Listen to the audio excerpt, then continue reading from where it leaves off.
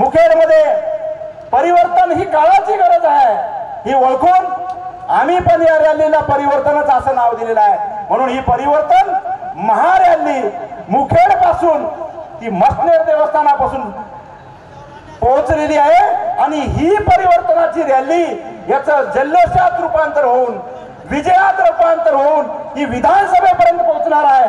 तोपर्यंत काही थांबणार नाही। ये तो झलक है, पिक्चर अभी बाकी है आणि तो आम्ही करून दाखवणारच। येणाऱ्या निवडणुकीमध्ये मी सर्वांना हात जोडून विनंती करतो की बालाजी पाटलांना आपण प्रचंड बहुमतानं विजय करून विधानसभेमध्ये पाठवून द्यावा आणि या मुखेड कंधार विधानसभेच्या सर्वांगीण विकासासाठी त्यांना संधी द्यावी अशी हात जोडून सर्वांना नम्रतेची विनंती करतो आणि थांबतो।